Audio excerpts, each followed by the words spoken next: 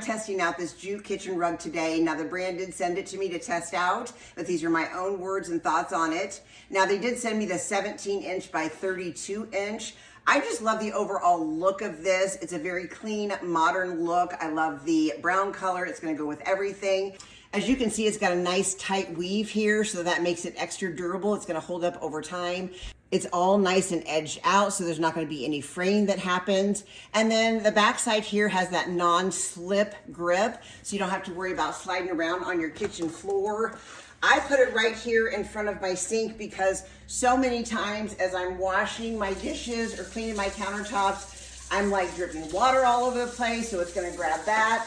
And not only that, if I drop something on the floor, I don't have to worry about my floor taking that impact, instead the rug will.